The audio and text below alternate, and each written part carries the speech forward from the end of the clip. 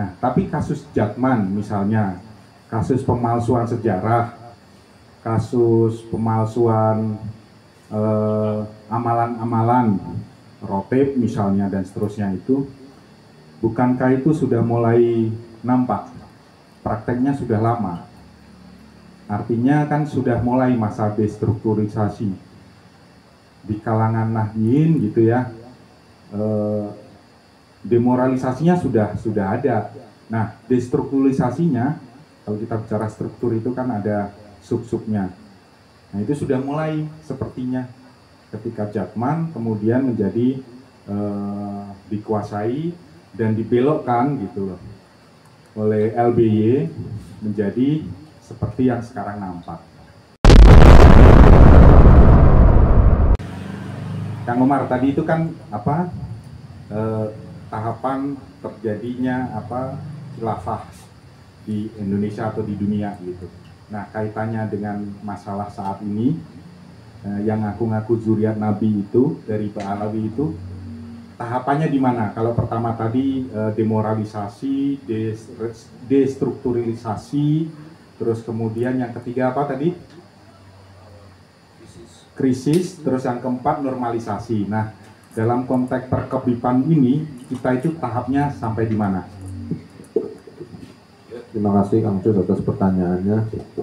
Nah, dalam konteks perhabiban di mana saya lihat banyaknya muhibin atau banyaknya murid-murid atau pecinta dari para habaib yang mungkin bersikap fanatik terhadap ya kita bisa lihat beberapa oknum kan yang dimana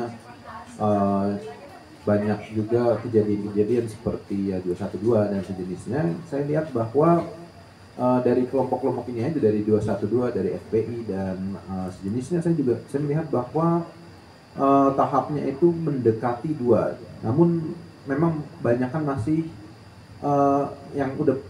kebanyakan masih memenuhi tahap pertama sih. Yang pasti kita udah melewati tahap pertama di mana 20 tahun terakhir itu kita mengetahui bahwa Habib itu ya orang yang alim, orang yang sangat wibawa. Namun kan sekarang kami lihat berbagai jenis oknum Habib.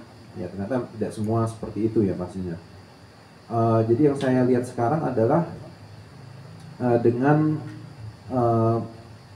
walaupun beberapa oknum FPI ada yang lolos dan menjadi bagian dari pemerintahan, saya lihat kebanyakan itu belum mencapai posisi-posisi yang tinggi. Saya baru melihat tuh dari konteks FPI ini yang berdasarkan observasi saya, tahap destrukturalisasi itu belum terlaksanakan. Kami itu yang terjadi itu hanya baru tahap pertama. Namun tahap kedua berdasarkan yang dikatakan oleh agen KGB dari Ensiklopedia Britannica, itu sumber yang saya gunakan. Tahap kedua itu bisa terjadi 6 tahun setelah tahap pertama. Namun saya lihat belum ada perubahan signifikan sih. Jadi untuk saat ini belum ada, kita belum mendekati tahap destrukturalisasi ya sebagaimana teori yang dilontarkan.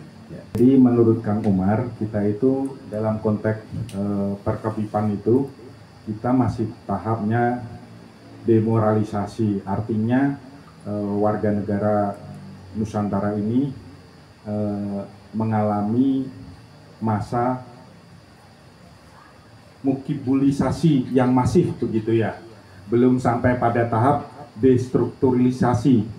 Nah, tapi kasus Jatman misalnya, kasus pemalsuan sejarah, kasus pemalsuan amalan-amalan, rotep misalnya dan seterusnya itu, bukankah itu sudah mulai nampak?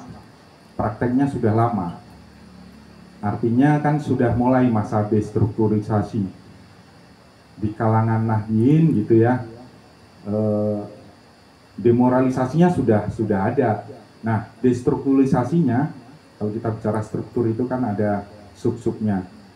Nah, itu sudah mulai sepertinya ketika Jatman kemudian menjadi dikuasai dan dibelokkan gitu loh oleh LBY menjadi seperti yang sekarang nampak.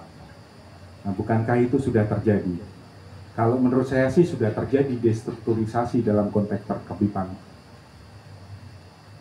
Tapi kalau menurut teorinya Kang Umar itu baru tahap demoralisasi ya. Oke.